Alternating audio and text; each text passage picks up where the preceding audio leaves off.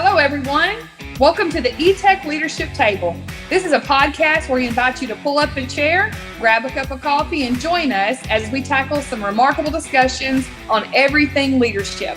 I'm Melissa Wood. I'm your host. I'm the Dean of Leadership Development at Etech Global Services. Hello, and welcome back to the Etech Leadership Table, where we get an opportunity to pull up a chair, grab your favorite drink, and sit down and talk to some experts in the field of today, customer experience. And so without further ado, I just want to introduce to you our new guest today at the table, and her name is Katie Stabler. Hey, Katie, how are you? Hi, I'm great. Thank you, Melissa. Thanks for having me. I am so excited that you were able to join us all the way from the UK. Okay, everybody listening. Everybody says, Melissa, what are we going to learn today? Because I think that instead of just listening for entertainment, the difference about this podcast is we're actually going to learn something. So this is educational time, and I appreciate Katie being on here to teach us some things. So grab your pen and paper if you haven't, because great leaders take great notes, right? Grab your tablet, whatever you're writing on, and everybody take notes. I'm taking notes.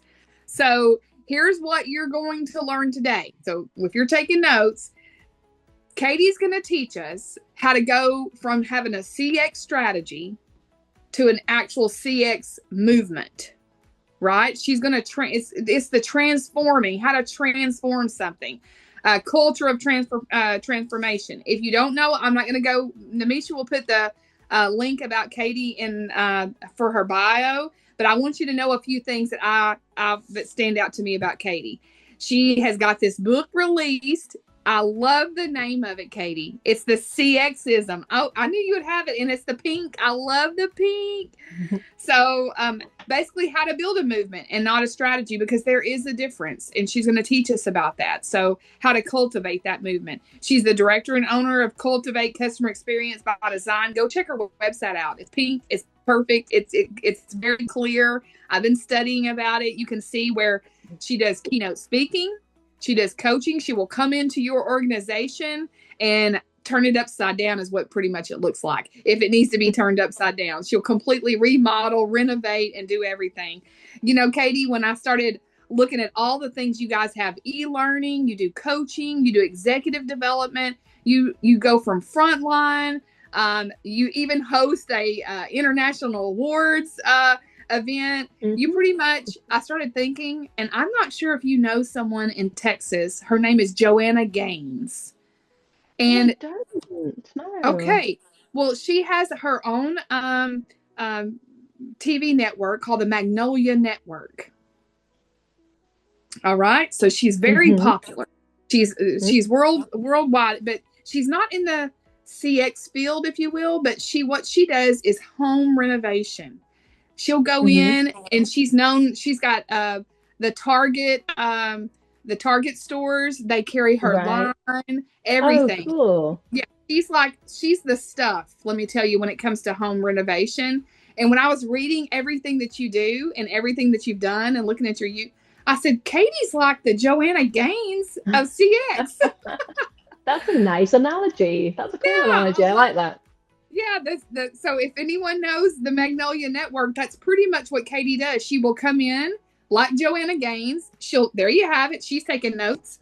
You actually look a bit like Joanna Gaines too. Let me just say, maybe that's why I also thought of it. So Joanna, if you're listening, Katie is the other side of making the experience great, and you can do the house remodel. So Joanna comes in and puts the fuzzy chairs and makes the floor to ceiling windows and all those things in homes. So what Joanna does, she will do a complete remodel if needed.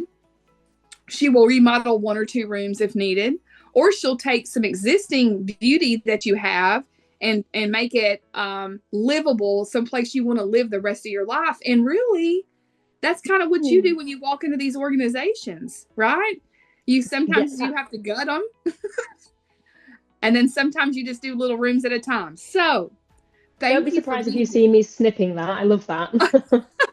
Snip it. I'll do a recording for you all you want. So welcome to our Magnolia Network, Katie Stabler, today for coming in and showing us how to take a strategy and turn it to a movement and going to give us some practical steps. So we're learning from the best. So here we go.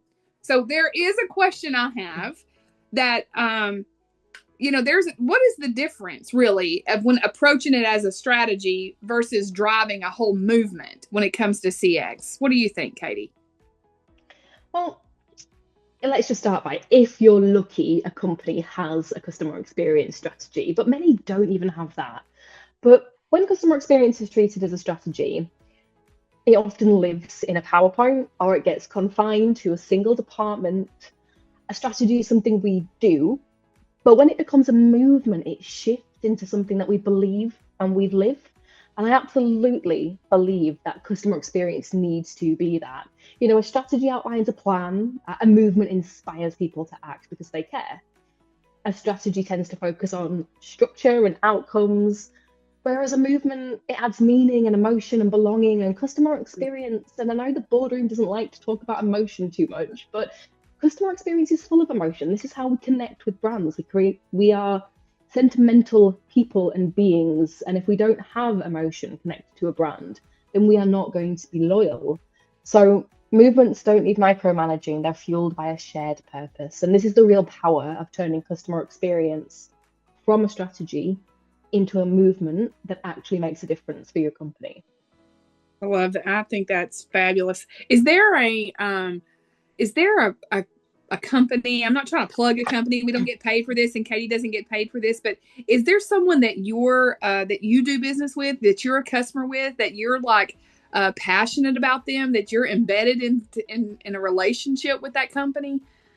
Yeah, there is actually, and I talk about them quite a lot. They're a UK company called Able and Co, and they're an organic online grocery store. And I don't shop with them all the time. They're organic, they're quite expensive, but they have such a strong ethos around sustainability. They really practice what they preach. They advocate for it strongly. They've got beautiful messaging. From the customer service side of things, they're absolutely on point. I've never experienced any friction. They're completely seamless. Their customer offers, quite often companies will have new customer offers and they kind of forget about the existing, but not Able and Co. Able and Co have just got amazing offers constantly drawing you back in, whether you're new or not. They just scream customer centricity from their core. And I just love them. They're great. And I don't work with them, but I would love to. Well, great. I love to watch what different generations think about customer experience. And the most recent example I have, Katie, is my son. He's about to be 25. And he doesn't like to shop. Can you imagine? He's an outdoors enthusiast. When I say an outdoors enthusiast, he is he's actually 26 hours from me right now, and he's on an outdoor adventure. So stay tuned. Maybe I'll share pictures later. But he actually had to go into a department store. I'll give the name. It's called Shields. I've never been to it, but it's a sporting outdoor store. And he had to get some hiking boots because he was going to be hiking for miles and miles. He came home to the U.S. to tell me about his experience in the store. He said, "Mom, it wasn't just one person. Like everyone was asking me, like, what can I help you with? Where are you going? Like, how far are you going to be walking?" And he said it was just phenomenal. Like everybody was just on their game. And he's like, "I don't know what they're doing there, but they need to replicate that." And so he purchased a rather expensive purchase. And the gentleman that was helping him, he was like all involved. They shared Instagram account so that he could keep up with his adventure that he was on. And it was just a great experience. So when you talk about from a strategy to a movement, and people like care about it, I heard that in your story about, it seems like everyone cared about the experience of that customer. And I got to hear about it from a millennial, right? That was going in there experiencing that. So I thought it was really great. All right. So when you think about leadership, leaders have to embed customer-centric thinking into the company. How can they do that at every level? How can leaders embed customer-centric thinking into the company culture at every level? And this is a hard chore for leaders. Yeah, it is. But do you know what? This is exactly what I do with companies. So if I go in and work with a company and they want me to target specifically a part of leadership, a department, or the front line, I have a really good chat with them around why. Why am I just engaging with this particular level or this particular person? Because actually, as I've said, customer experience for it to work, it has to be embedded in the DNA for a company. And so many companies waste money on piecemeal initiatives. So at every level, it is important. And I could give you a really, really long list of all things that you could be doing, but I'll try and condense it to five kind of Okay. overarching things. So, firstly, co-create a really clear customer experience purpose. So don't just define your promise or your vision, but bring your teams together to shape what that looks like. So it's not just one voice, it's an organizational voice. So ownership really builds commitment. So co-create clear vision, number one. Then connect everybody's role to the impact of customer experience. Because quite often, for some people, particularly frontline, it's really obvious what impact they have on the customer experience. But if you're back office and you're working with like technology processes, policy that don't necessarily touch the customer directly, it can be harder to understand your impact. But everybody who works in a company ultimately impacts the customer Yeah. experience. So help everyone to understand that. Make sure they can see how they connect to the customer and make sure everyone knows that their role is not CX neutral. Modeling it at the top would be the next thing. Leaders must walk the talk. If customer experience isn't visibly important to leaders, then it won't be to the rest of the business either. So it has to be. Everybody needs to be singing off that same hymn sheet. And talking about singing, make it part of the organizational rhythm. Bake it into everything from onboarding, talk about it in team meetings, make sure you're looking at the right metrics, make sure recognition around customer experience takes part. Learning and development has to include customer experience, hiring. So, every single part of the organization from start to end needs to keep that conversation and flow of CX alive. And then I guess to round it all off, my last one, number 5, is to tell stories often. So Okay. share customer wins, share recoveries, talk about CX stories like they're folklore. Don't forget about them. The good, the bad, the ugly. Just keep talking about it, because people love storytelling, right? And it resonates. And if you can turn your customer stories into living examples, then they're going to strengthen the company values. That I hope everyone's taking notes. I hope everyone is taking notes here because I told you this podcast is a little different than maybe some other ones.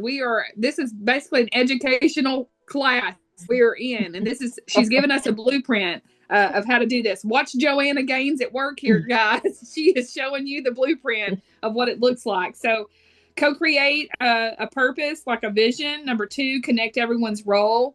The connection piece is, I think, that is huge. When you said connect everyone else's role, I started thinking about, remember when we were going to send a man to the moon, and then there was an interview with a custodian at NASA.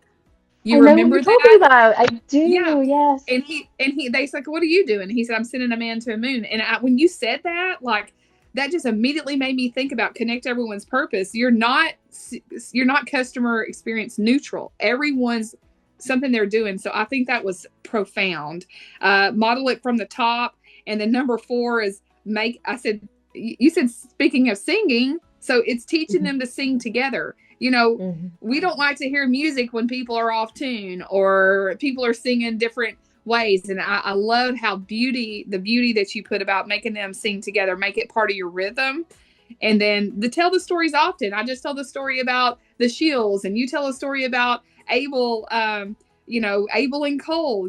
These are real personal things to us. And I think that's extremely, this is Katie Stabler gold right here. So hold on to it. So I appreciate you giving that framework. Okay. Anytime you give a framework, anytime you have the best intentions, there's always going to be a little bit of resistance. And I know that you've walked in many a room, many of companies, And you're probably ready for the resistance, right? Because you know that there's typically going to be some sort of resistance that shows up. So how can you overcome that resistance and turn people into advocates for CX? What do you do? Yeah, I think this is such a great question because you're absolutely right. You hit the nail on the head. People are sometimes just resistant to change. And I think the first thing to understand is why they're resistant. And usually it's fear. Usually there is something like it could be fear of anything, like fear my job's going to change, fear that I'm not going to understand this, fear that something is going to be complex, that's going to impact my role in some kind of way. There's normally an underlying fear in resistance to change. So I think people fear change that feels imposed or unclear. So the antidote to that, it kind of comes back to, step one of the things that I gave a second ago, in that involve people and make sure what you are trying to achieve is absolutely clear. So start by listening. What are they worried about? Give them small ways to be part of the change. Make sure they feel like they're part of that journey. They've got a voice that is heard and part of it. Show proof and demonstration that what you're doing is working.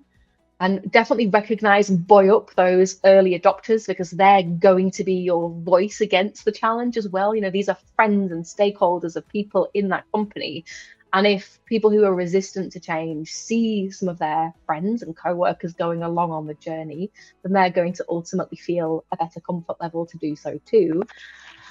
And, customer experience is often seen like extra work. It's something else you've got to add to the list.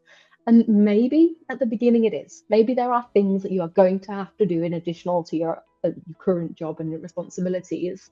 But the beauty of customer experience is once it gets going, you stop being reactive and you're proactive. You actually end up reducing the workload because you're reducing the challenges and the friction. So you have more time to do the good stuff.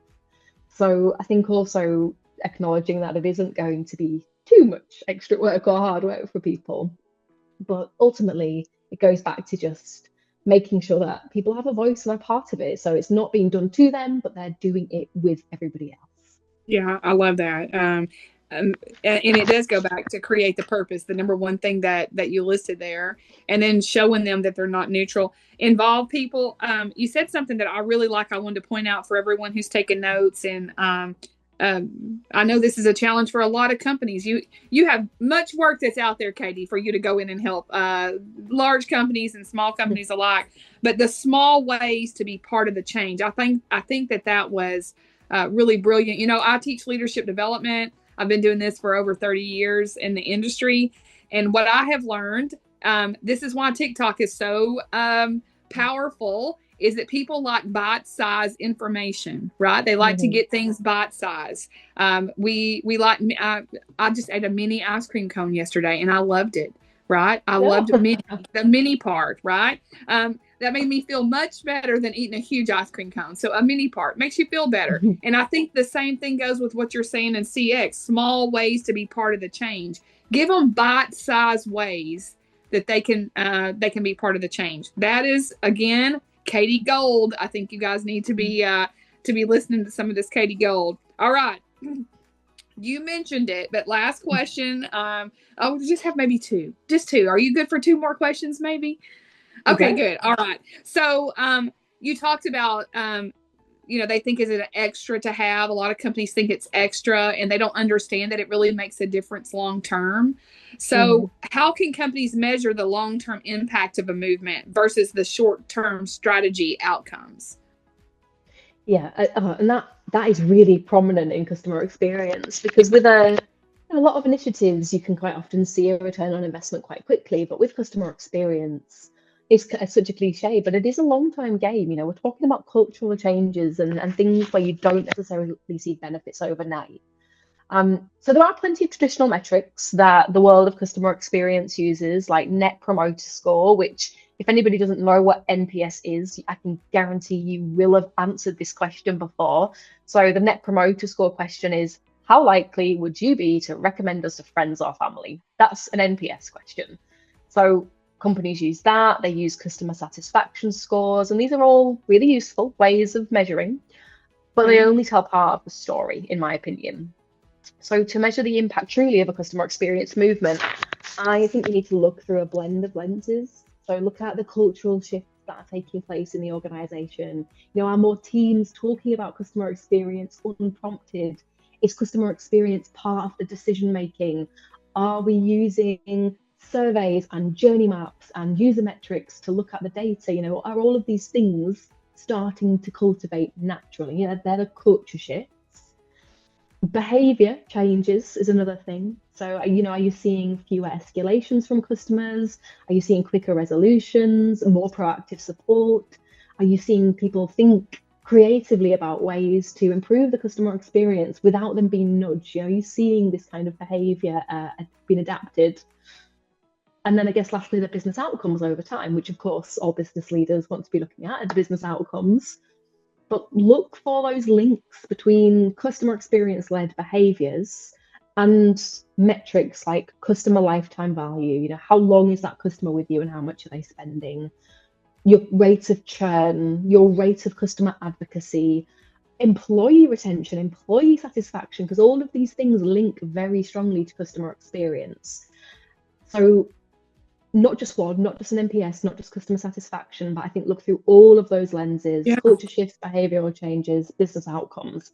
And that is how you will really measure the impact of your customer experience efforts, shall we say. Good. Very good. I enjoy that. We here at our company, we have, I call it, I love the sunshine. So, when I asked you earlier, like, what's the weather like where you are? And you said it's really kind of muggy. And I love the sunshine. I get vitamin D from the sunshine, right? I'm not sure if you're a sunshine person. I am. Okay, good. I need the sun. So when I'm not feeling well, I need to sit out in the sun and I just soak it up. I do enjoy the cloudy days, but you get vitamin D from the sun.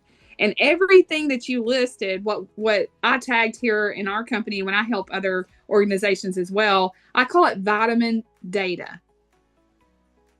Vitamin D, that's the vitamin data. And what you've just went through is all the vitamins that a company needs to be looking at, the vitamin D, so that you can shine a light on how they can be healthier. And it's not just one day of sun that we need multiple data. We need multiple data points. And so I really love all these vitamins that you brought up that we need. We need multitude of vitamins to be looking at, not just some of these high profile vitamins like NPS, some of those things. You're totally right. Do you know, there's a statistic, and it's quite recent, but it's 14% of companies use your vitamin D together organically. It's only 14%. So are you serious? Yeah. So the problem with that is if you're only looking at a lens here and a data point there, you're using that data erroneously. It's not a true picture. So what you say is, I'm absolutely with you on that. More companies need to bring all of those vitamins together to create the healthy vitamin shot that you need, because so many companies just don't, and it's really fragmented and siloed. And Katie, why would we, as a huge company, not look at all the data? We would want a doctor to do that if we weren't feeling well and they go and pull our blood work. We wouldn't want them just to pull like two things and look at it. We want them to pull whatever you got to pull to see what's going on with my body, right? Yeah. So yeah. I think it's bad habits, to be honest. I think, if you think about the corporate world, you've got, Bob who looks after customer feedback, and Sarah who looks after the SLAs, and John who looks after complaints. And maybe once a month in a boardroom, we'll bring the reports together and we'll talk about them together. But then for the rest of the month, they go off and they focus on their own part of that job. Fair enough, understandable, everyone's got their own things to do. Right. But once a month, bringing those points together is not sufficient enough. And I just think it's the way we cultivated it. Oh my gosh, you really are on. You're right. We wouldn't want a doctor to do that. We wouldn't want them to look at one or two things. We want them to look at everything every time they see me to see what's happening with us. Okay, very good. All right. Well, I know you've got things to do this afternoon, and so I'll just ask you this last question. How important is the leadership communication strategy, like storytelling, in sustaining the movement? It's a foundation. It actually absolutely has to happen.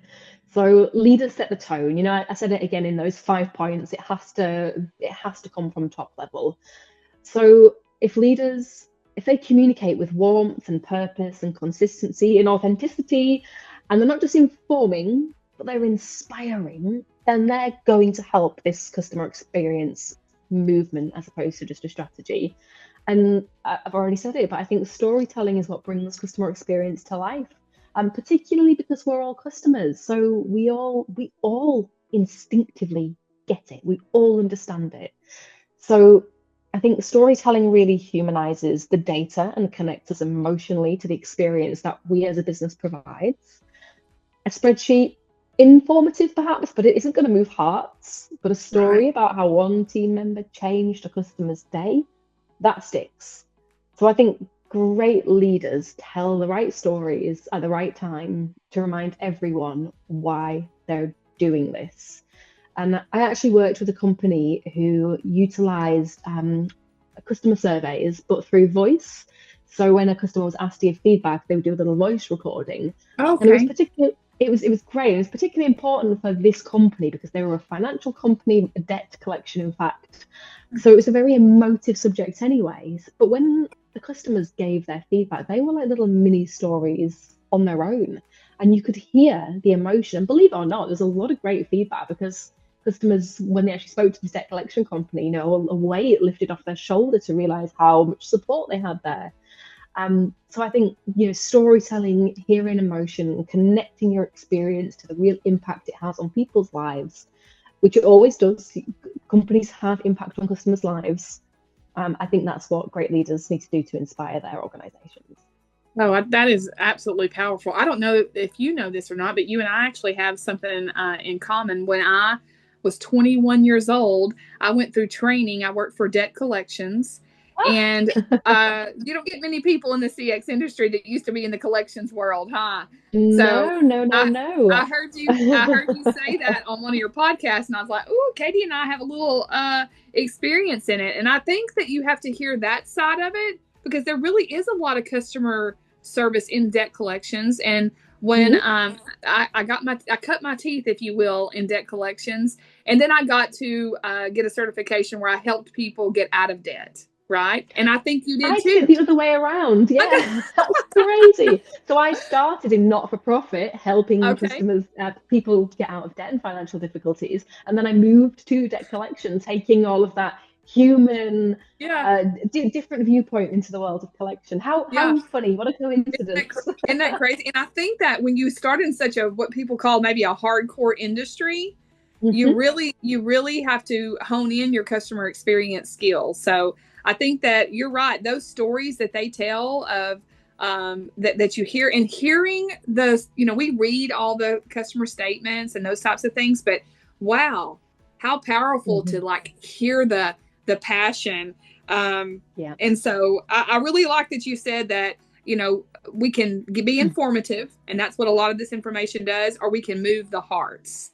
And I know that's what your book does. I know that's what you do. I'm not here to promote. I want everybody to buy your book, and I want everybody to go check your website out for sure, because I think you're doing great work. I really do. Thank you. But I definitely want them to have learned something today on this podcast, and we have. So your time has been incredible. We've learned lots of things about moving from just this strategy to a movement and becoming an ambassador, if you will, for what they do. So thank you for being an ambassador for customers, which is me, which is you, which is everyone else that's at the table for us today. And thank you for taking this world of CX and putting your design on it. I think that's the Joanna Gaines that I see from you. You actually put your intelligent design, and then you make it real and livable for people to live in that house, and they enjoy it, and they have a fuzzy chair, and they have their drink, and they have their windows. So you've just been a pleasure to be at the table with today. I hope you come back, and I hope you enjoy the rest of your day. So thank you for being on the Etech leadership table. Thank you for a great conversation. High energy. Loved it. All right. Thanks a lot, Katie. We'll see you next time at the Etech leadership table.